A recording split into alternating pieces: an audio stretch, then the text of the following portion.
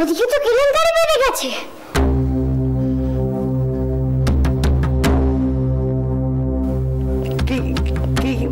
কি হয়েছে? মেজো করে গলায় ধরে নিয়েছে।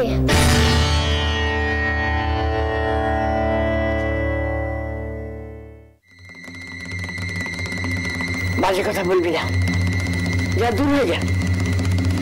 আমি কেন বাজে বলবো? নিজে গিয়ে দেখো না, ওই ঘরে তো সবাই আছে। শাড়ি জড়িয়ে এমনি ঘরে ঝুলছে। আমি যাই, দেখি কি হলো। দাঁড়াও, আমি যাবো। আমি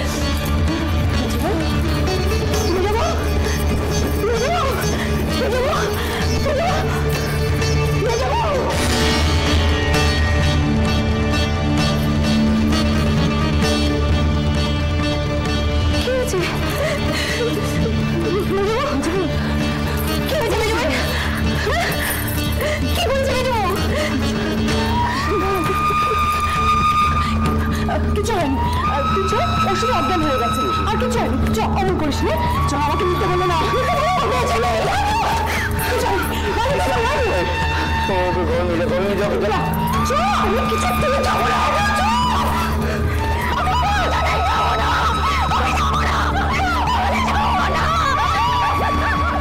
দাঁড়িয়েছিস কি? গিরিন ডাক্তারকে খবর দে। যা, কি বলবো? ঘরে বউ গলায় ফাঁসি তো গিয়েছে, কিছু বাকি রয়ে গেছে। এই হতভাগা, তুই যাবি এখান থেকে? কেন দেরি করছিস? যা, শিখবি, যা।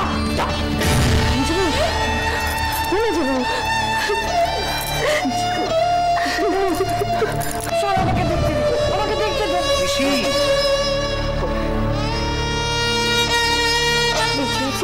বেঁচে থাকবে না কেন? তুমি এত কেন চিন্তা করছো?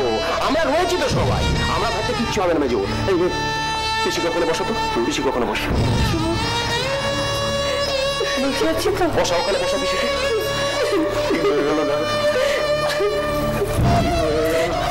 তোমরা এত কেন ভেঙে পড়ছো বলো তো? চোখ তো খুলছে না, বেঁচে আছি তো। বেঁচে থাকবে না কেন পিসি? তুমি কেন চিন্তা করছো এত? গলায় ফাঁস লেগেছিল তো, তাই একটু জ্ঞানটা কিছু দেরি হচ্ছে। তোর সব চুপ করে দাঁড়িয়ে আসিস কেন? ডাক্তার বলতে ডাক। দেখা গেছে মা। তো টিকাটা এত দেরি করছে কেন? এত দেরি করছে কেন? তুমি একটু শান্ত হয়ে বসো না মা। চোখ খুলবে না যাবো।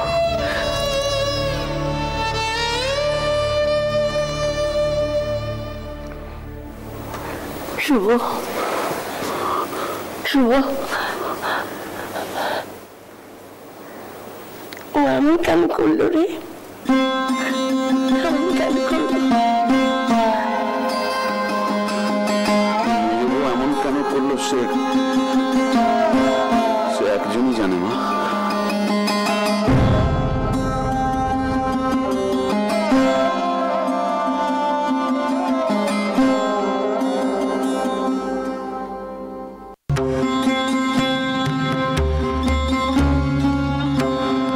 ছোট ঘরে গেছিলে?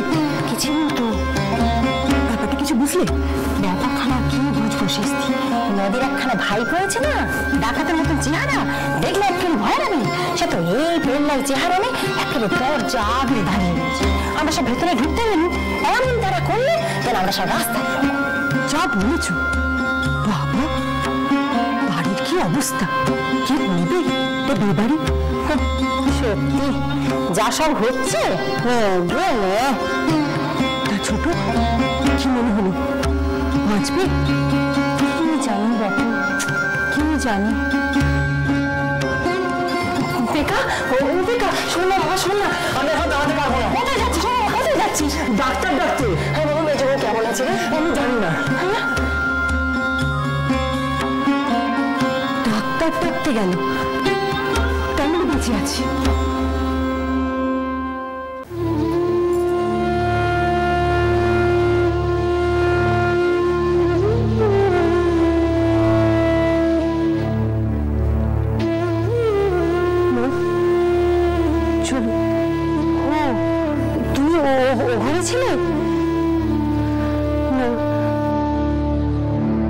ওপরে সুনয়নী আটকে দিল। মা চলুন আমরা যাই। হ্যাঁ যাবো মানে? ওদের এই বিপদে ফেলে রেখে আমরা যাবো মানে?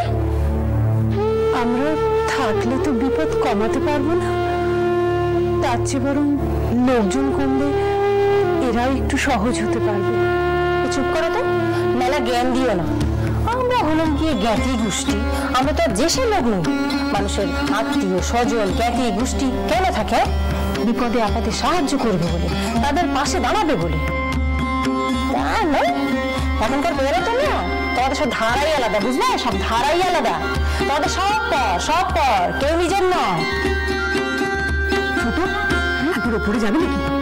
না গো শেষদি, থাক, এখানেই থাকি। এসো, সব ঠিক বুঝতে পারবো।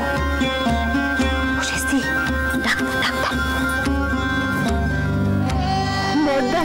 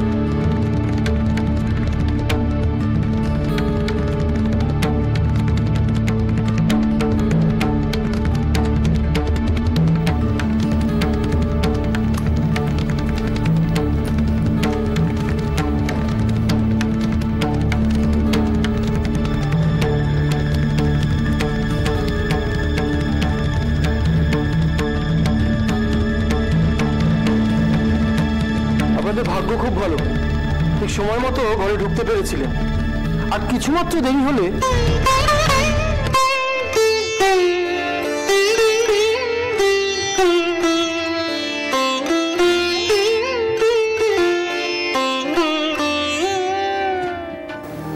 কেমন আছি ডাক্তারবাবু?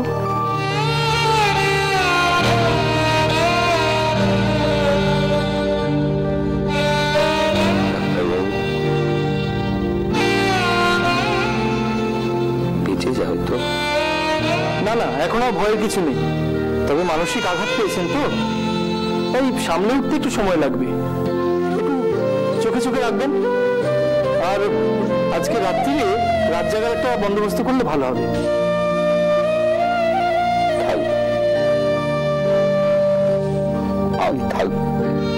আচ্ছা, উনি হঠাৎ এরকম কাণ্ড করলেন কেন?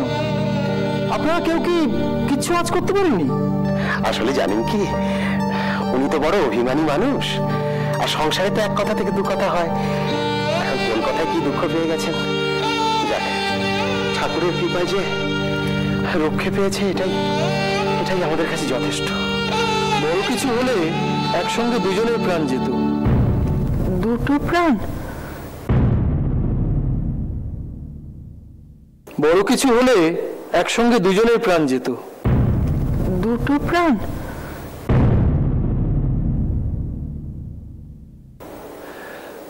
উনি মা হতে চলেছেন।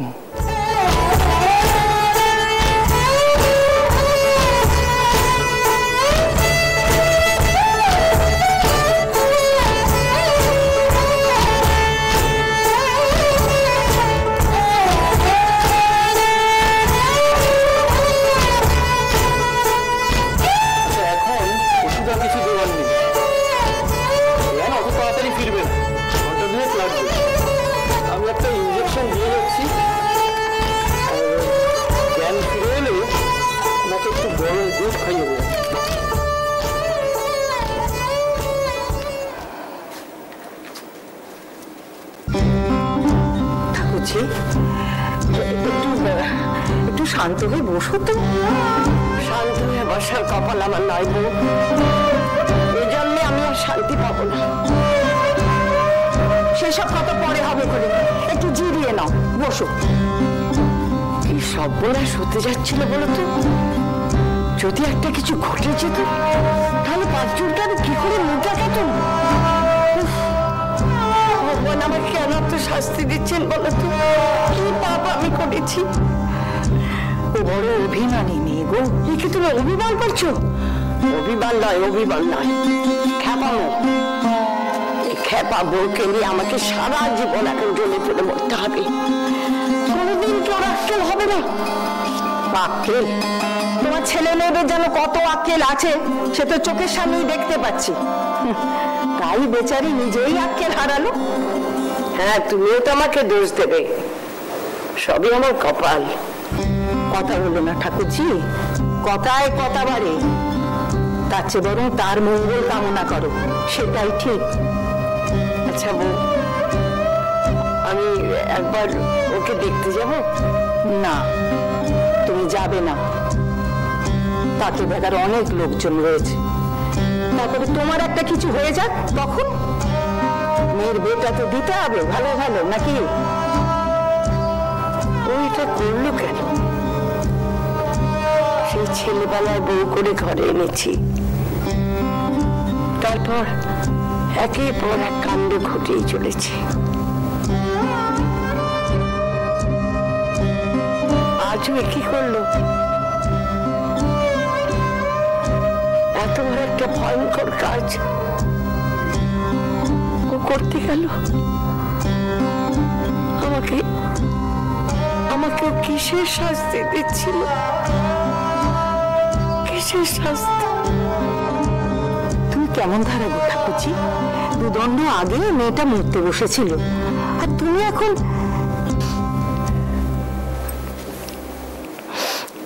কেন মরতে বসেছিল? এক হাত লোকের সামনে স্বামীকে অপমান করে কি তার স্বাদ মেটেনি? আমার গলায় দড়ি দিতে হলো? কিসের এত শোক গোর?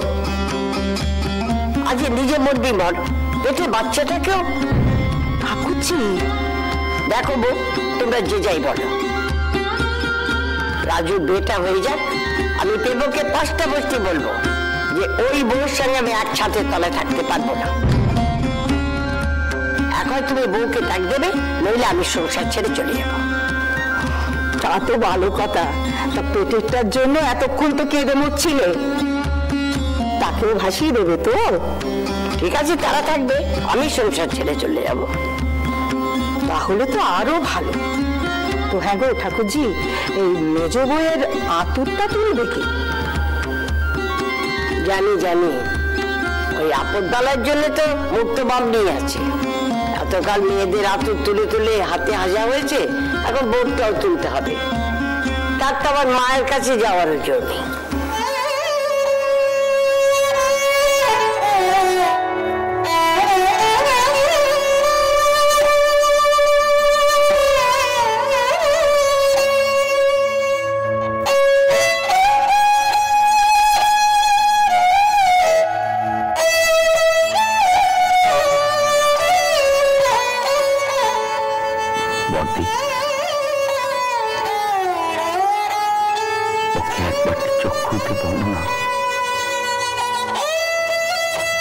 শুনলে না, ডাক্তার বলল সে ওষুধ দিয়েছে, এখন এমনি ঘুমো। ও আর কখনো চোখ খুলবে না। তুই চোখ খুলে দেবো?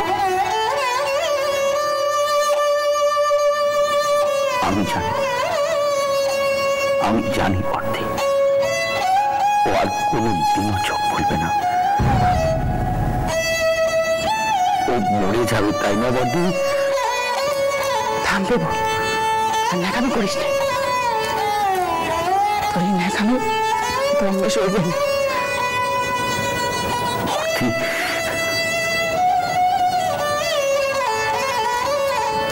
বউয়ের প্রতি যদি তোর এতই দরদ থাকতো না, তাহলে আজ মেজবাকে এইভাবে শুয়ে থাকতে হতো না।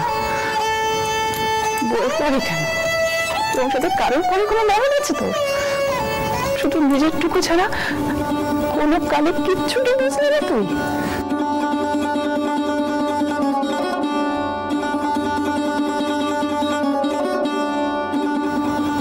আমি কি করেছি বর্দি? কি করেছি বুঝতে পারছিস না? কি করেছিস?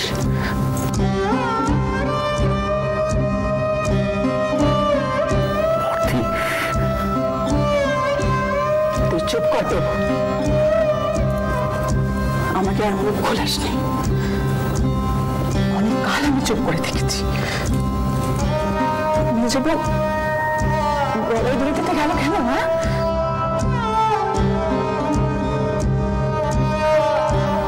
এমন কান্ডটা সে করতে গেল কেন? কারোর জান তো বাকি আছে। কেন এমন করলো বর্দি?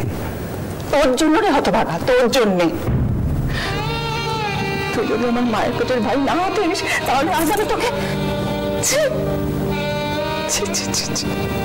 আজকে ঘরে ঢুকে বউয়ের পরে ভারী দরদ দেখানো হচ্ছে। মেজে বউ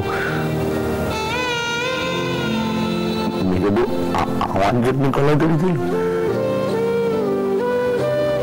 আমার জন্য গলায় দড়ি দিল।